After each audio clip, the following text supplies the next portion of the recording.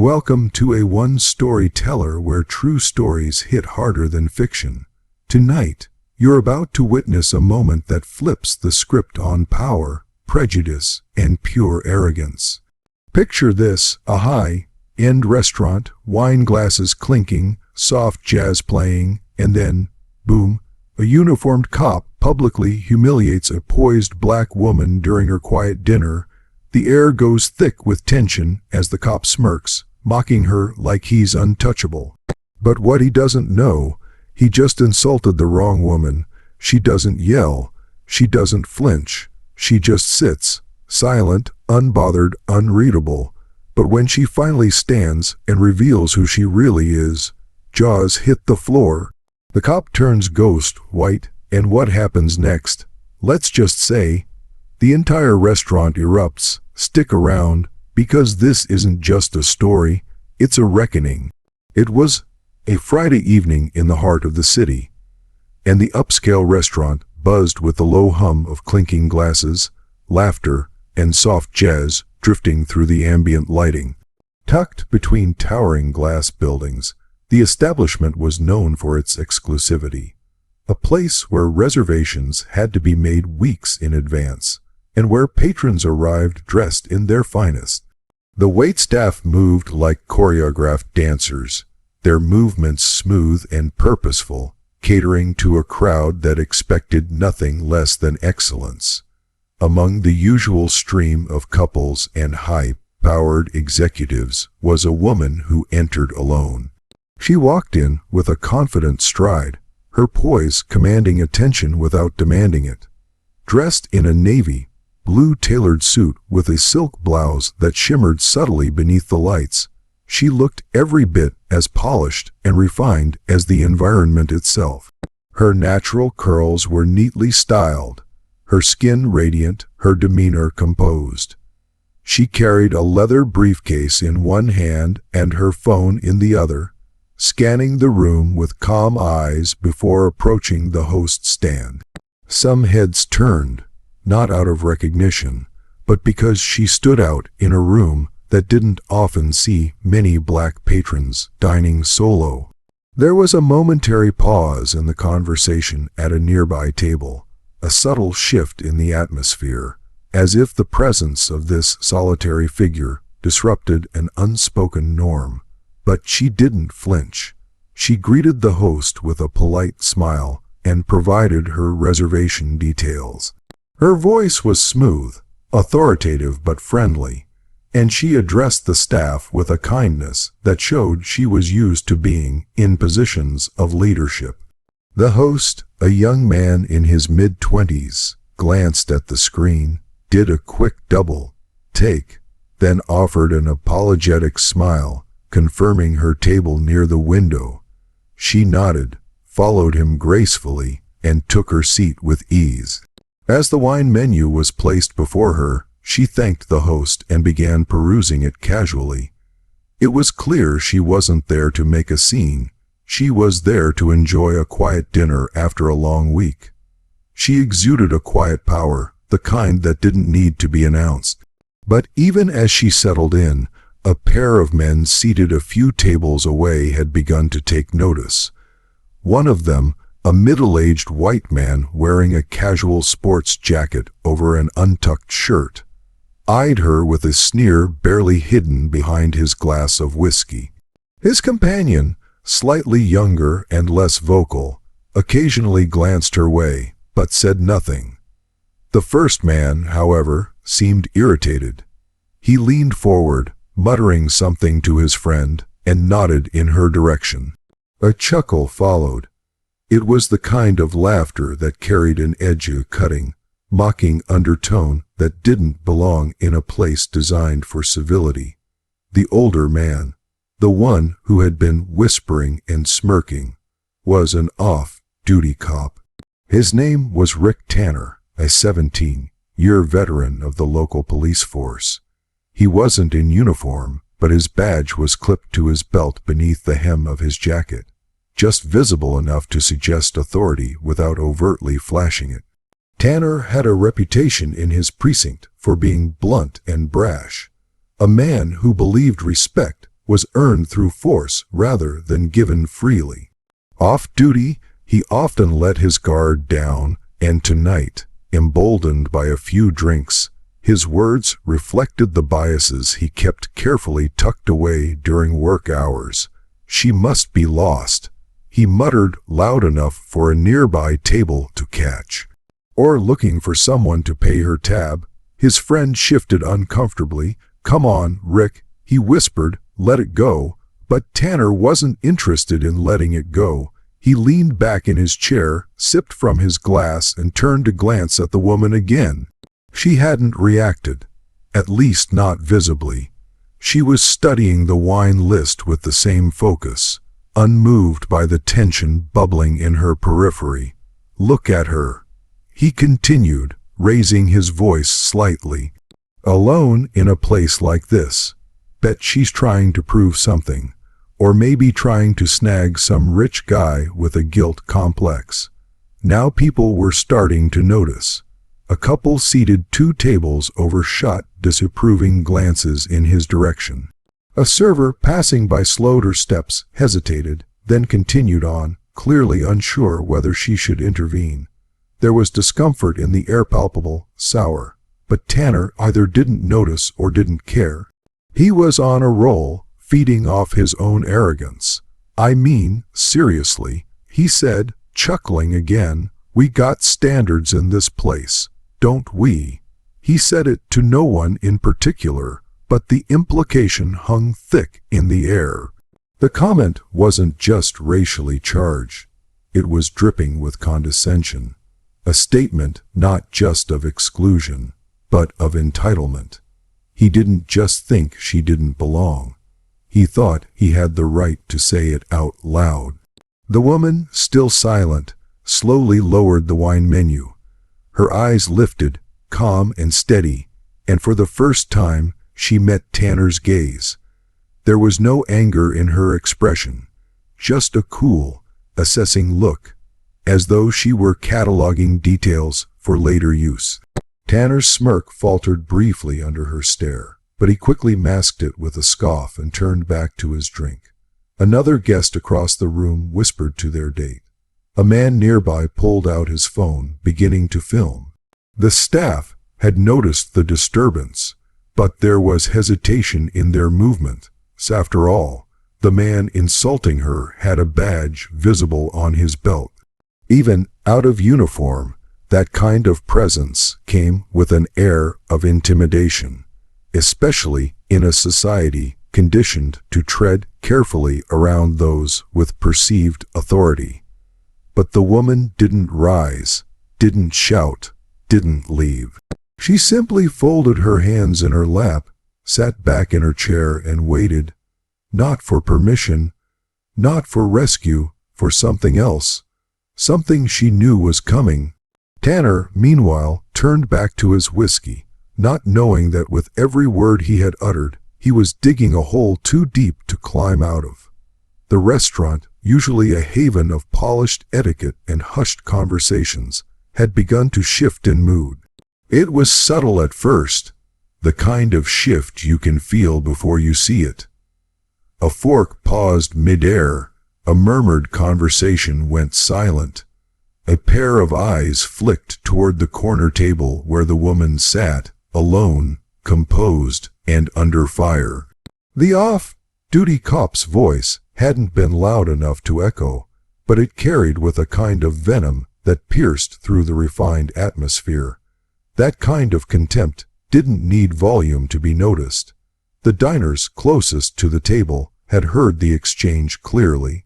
One couple, dressed for an anniversary dinner, stiffened visibly. The man looked toward the source of the comment, then back at his partner with a raised eyebrow, wordlessly confirming what they'd both just heard. Another woman, dining with 2 colleagues, shifted in her seat and tilted her head, as if trying to determine whether she should say something. Even those who had missed the exact words could feel the energy shift. Something uncomfortable had entered the room, something out of place in a setting designed for comfort and status. People began stealing glances, not at the cop but at the woman. What would she do? Would she speak up, confront him, call the manager, or choose silence? It was the kind of moment that tested the unspoken rules of public decorum. For some, the instinct was to ignore the tension, pretend nothing had happened. But for others, especially those with their own lived experiences of subtle or overt racism, the moment landed like a familiar punch to the chest. From across the room, a young man in his 20s nudged his girlfriend, whispering urgently while gesturing subtly in the direction of the woman. The girlfriend looked up, her expression shifting from confusion to disbelief as she registered the situation. She wasn't the only one reacting. A woman dining alone near the bar had stopped scrolling through her phone and was now watching intently. Her brows were furrowed, her expression unreadable. It wasn't just curiosity. It was concern, perhaps recognition. The woman at the center of the storm, however, remained still. Her hands were folded neatly in her lap, her posture unshaken. She made no effort to return the stares, nor to acknowledge the weight of the moment pressing against the glass of the restaurant's civility. There was no defensiveness in her body language, no need to assert her right to be there.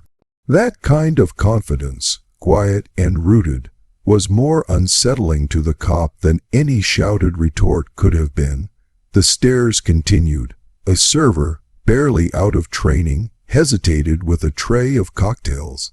She looked between the woman and the table of men, her face flushing as if caught between a sense of duty and fear of overstepping. She mouthed something to a senior waiter across the room, who in turn glanced toward the manager. A chain reaction had started. This was no longer a private insult. It had become a public incident. Whispers were beginning to pass between tables. The collective atmosphere teetered on a line between decorum and disruption. It was a familiar tension to some, those who recognized how fast a situation like this could escalate, how easily it could spiral if even one person acted impulsively. The diners who knew this reality best were the ones watching with the most intensity. They weren't just witnessing an awkward moment. They were witnessing a test of who this woman really was and how much the world would tolerate before someone said something that couldn't be ignored. Behind the scenes, near the service area that led into the kitchen, the staff had gathered in murmured consultation.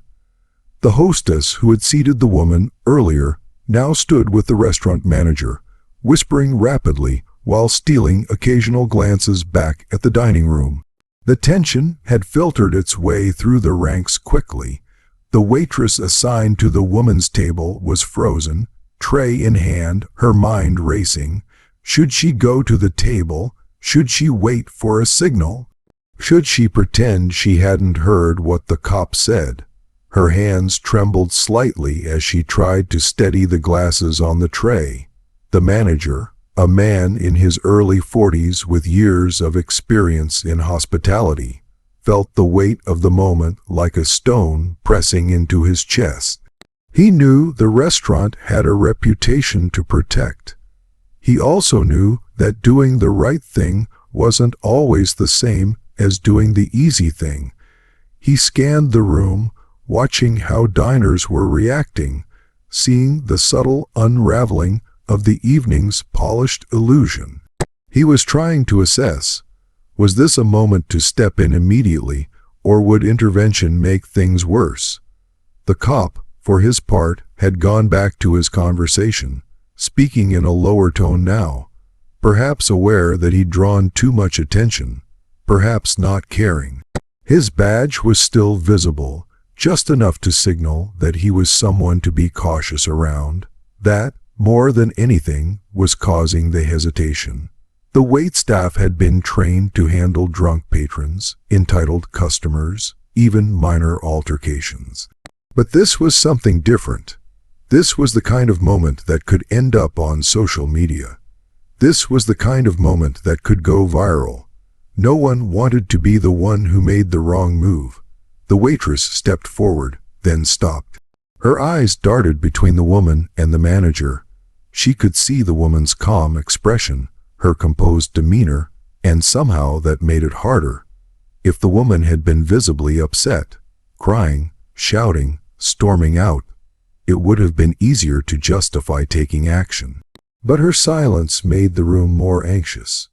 It forced everyone to confront their own fear of stepping into discomfort.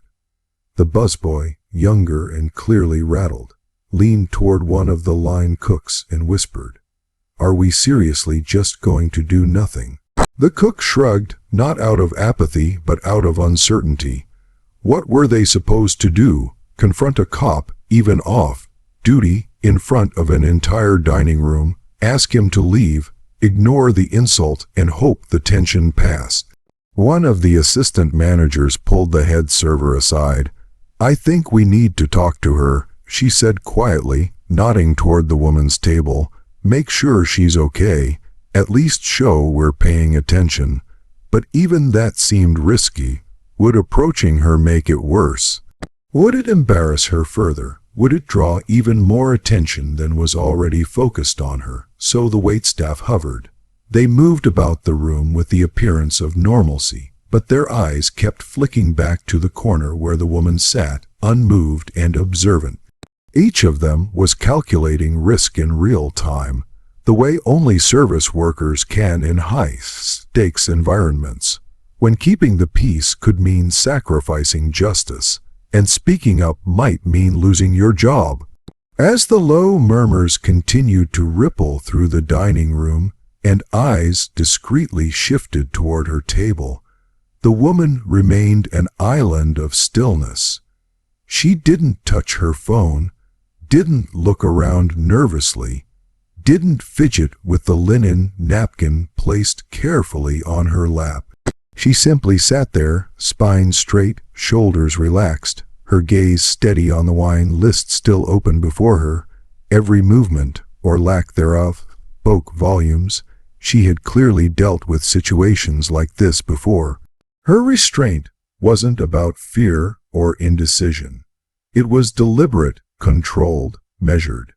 There was power in her calmness. It wasn't the passive kind people often associate with silence.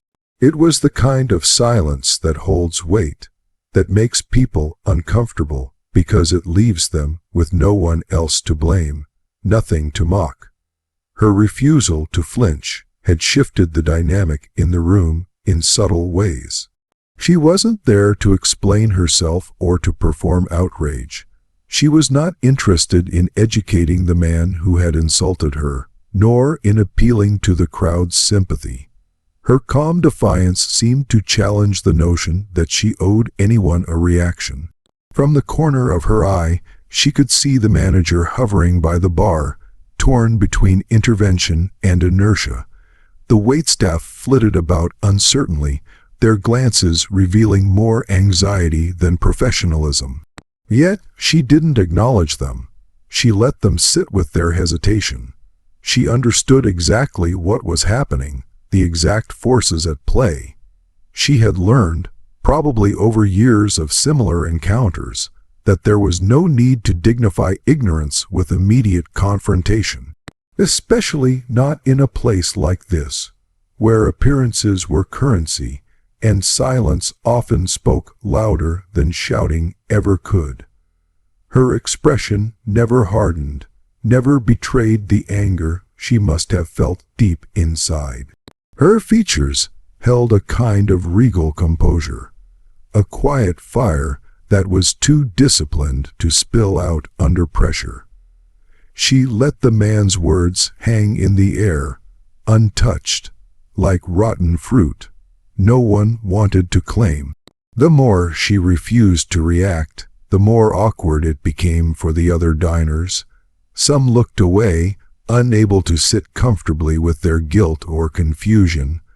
Others stared openly, perhaps hoping to learn how someone could possess such remarkable self-command. Her posture didn't shift even as the man who had insulted her glanced over again, this time expecting a glare, a comment, anything that would give him reason to continue. But there was nothing. No sign of submission, no invitation to escalate. She refused to grant him the satisfaction of knowing he had disrupted her peace.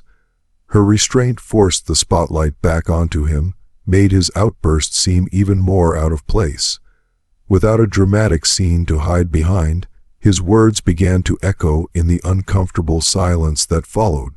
Even the waiter who cautiously approached her table felt the force of her stillness. He cleared his throat, unsure how to proceed, then softly asked if she would like to begin with a drink. She looked up, met his eyes, and offered a soft but firm yes, please. Her voice, calm and even, carried with it a quiet authority. It was a simple response, but one that subtly reassured the waiter. She was in control of the situation, and no, she didn't need saving. That moment said everything. She wasn't there to react. She was there to be, to take up space, to enjoy a meal she had every right to. And she would do so on her terms, not in response to someone else's ignorance. Her calmness, rather than minimizing the incident, amplified it, because it exposed just how unjustified and out of place the cop's behavior really was. Without raising her voice or making a scene, she had made him the spectacle. The silence that followed her calm reply didn't sit well with Officer Rick Tanner. He had expected something, anything, to justify his behavior: anger, protest, an outburst of righteous indignation. But the woman's poise unnerved him. Her refusal to give him an opening made his comments hang in the air longer than intended, leaving him exposed. And like many men who mistake arrogance for authority, he took the silence not as a signal to stop, but as a challenge to assert himself further. He leaned back in his chair and gave a scoffing laugh, loud enough for several tables to hear. "Of course she's playing it cool," he said with a sneer, not even bothering to lower his voice now. "That's what they do, always pretending like they're better than the rest of us. Like walking into a place like this means you've made it or something." His voice had that smug undertone, the kind that dares others to contradict him. He spoke as if he were performing for an audience, as if being louder would make his ignorance acceptable. Some diners looked away in disgust. Others stared at him in open disbelief. But Rick mistook the silence for approval, or at least for acquiescence. He continued, "I mean, come on. What's she trying to prove, sitting there all high and mighty? Bet she thinks we should be impressed. Bet she's one of those diversity hires they're always talking about." His friend across the table shifted uncomfortably, clearly embarrassed, but unwilling to speak up. The badge tucked just beneath Rick's jack. It was now like a shield. He knew it gave him a certain kind of power, or at least he believed it did. In his mind, it insulated him from consequences, gave him the right to say things others only whispered. He was daring anyone to push back, secure in the belief that his status would protect him. What he failed to notice, or chose to ignore, was the quiet hum of cameras now capturing the scene. Phones had started to rise discreetly across the room. Diners who had initially looked away were now filming, their hands steady, their expressions a mix of shock and restrained fury. This wasn't just a rude comment anymore. It was escalating into something far more serious, and Rick, drunk on his own arrogance, didn't see it. He leaned forward, gesturing loosely with his glass. "You know the type," he added with a snort. "Looks like she walked off the set of some political ad, all buttoned up, thinking she's too good for the rest of us. Probably drives a government car, too." He laughed again, expecting to draw chuckles from nearby tables, but none came. The silence had turned into something colder. A shift had taken place, one he hadn't picked up on. The diners weren't just observers anymore. They were witnesses. His words, intended to demean and provoke, were now evidence. And though he didn't yet realize it, each one was being preserved by those around him. Still, he pressed on. "You gotta wonder, what's a woman like that doing here alone? Guess there's not a man out there who can stand her attitude." The woman said nothing. Her expression hadn't changed. She didn't even blink, but the room around her was growing tenser by the second. The staff stood frozen at their stations. The manager had stepped forward now, unsure of whether to step in or wait just one moment longer. The atmosphere was thick, charged. Everyone could feel it. And Rick Tanner, oblivious to the magnitude of what he was doing, continued to speak, as though the woman's very presence demanded mockery. His arrogance pushed him forward, unaware that every word was drawing him closer to a moment of reckoning he could neither predict nor control. The moment she stood, it was as if the entire room inhaled and forgot how to exhale. Her movements were smooth, intentional. No rush, no panic. She didn't slam her chair back or make any grand gesture. She simply pushed it out, stood tall, and adjusted the cuffs of her sleek blazer with practiced ease. The quiet rustle of fabric was somehow louder than all the clinking cutlery in the room just seconds before. A strange hush fell over the space, not forced, but instinctual. It was the kind of silence that signaled something important was about to happen. Every head turned. Diners who had been pretending not to notice were now openly watching. The servers, frozen in place, held their trays mid-air. Even the music, previously humming softly in the background, seemed to fade into irrelevance. There was no more whispering, no shifting in seats, just a thick, collective stillness. Even Rick Tanner paused mid-sentence, his smug grin flickering ever so slightly. She didn't look at him right away. Her gaze swept across the room first, making deliberate eye contact with those who had watched silently, those who had picked up their phones, and those who had looked away. Her presence in that moment filled the room, not just because of what she might say or do next, but because she carried herself like someone who already knew the outcome. She hadn't lost her cool. She hadn't fallen into the trap he'd set. And now she stood with a calm authority that made everyone else shrink just a little in their seats. Rick leaned back, an attempt to reassert his comfort, but his body betrayed him. There was a twitch in his jaw, a slight shifting of his eyes that betrayed the unease creeping in. He hadn't expected this. He had expected outrage, maybe tears or a loud exit. But this woman, her presence, was too calculated, too powerful. She still hadn't spoken, but the way she stood there, back straight, eyes sharp, already demanded attention and carried consequence. She finally turned her eyes to Rick, not with fury, but with the piercing calm of someone used to holding court. Her voice, when she spoke, was low, clear, and unmistakably poised. "Officer Tanner," she said, using his name with chilling precision. "That is your name, correct?" The question wasn't really a question. It was confirmation, an assertion of familiarity that hit him harder than a raised voice ever could. His smirk faltered, and his eyebrows twitched in confusion. The silence grew heavier. All eyes turned toward him now, and even his friends at the table began to shift uncomfortably, suddenly unsure of their place in this rapidly changing dynamic. She reached into her purse with unhurried grace and pulled out a small, leather-bound case. She opened it, revealing a federal badge gleaming under the warm restaurant lights. The room collectively stiffened. "Special Agent Monique Hart, Department of Justice," she said, her tone still even, professional, unwavering. The name rang through the room like a bell, unmistakable in its weight. A collective wave of shock swept through the space. Gasps, barely restrained, escaped from nearby tables. The couple who had been watching from the corner exchanged wide-eyed glances. The server near the bar audibly whispered, "Oh my God," before clapping a hand over her mouth. Phones that had been passively recording were now focused with renewed attention. The narrative had flipped, dramatically and irrevocably. Rick's complexion paled. He instinctively leaned forward, as if trying to see the badge more clearly, as if disbelief might protect him from what was coming. "You, DOJ?"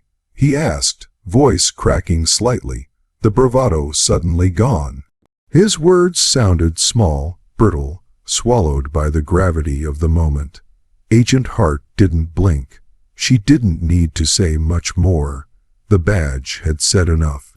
Her identity had turned the insult on its head, had revealed the entire incident for what it truly was: an abuse of perceived power against someone whose actual authority dwarfed Rick's own.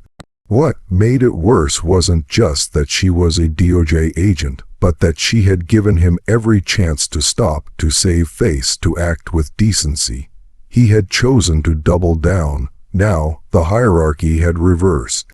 The man who'd spent his evening mocking her for being out of place was visibly unraveling under the weight of his miscalculation. The silence that had once followed his words now wrapped around him like a noose of shame, tightening with every passing second. As the badge gleamed in the light and her title settled over the room like a heavy curtain, Rick Tanner's face shifted instantly. The confident smirk vanished, replaced by a stunned, pale expression that made his discomfort painfully visible. His jaw slackened, eyes wide, like someone watching their own downfall in slow motion. The realization struck hard and without mercy. This woman he mocked wasn't just another diner, but someone with federal authority, someone who could change the course of his career with a single report. The color drained from his cheeks, his hands now nervously gripping the edge of the table. No longer sure if he should speak or disappear, the stunned silence broke all at once. It began with a slow clap from the back, a single diner who couldn't hold it in any longer, and quickly rippled across the room. Applause rose, first cautious, then thunderous, as diners stood to their feet, clapping not just for the reveal, but for her composure, her quiet strength, her refusal to be diminished. Servers joined in, nodding with admiration. The room that once held tension now pulsed with solidarity, and for once the weight didn't fall on her shoulders.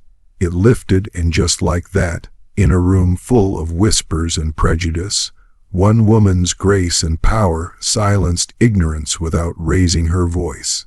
She didn't need to fight. Her presence was enough. The uniform didn't make the man right, but her truth made him small.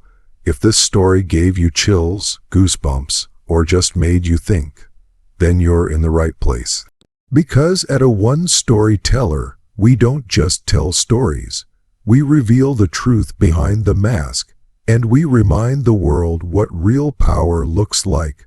Hit that like, smash subscribe, and turn on notifications, because the next story might just shake you even harder. Until then, stay bold, stay aware, and keep watching. A one-story teller where every story hits home.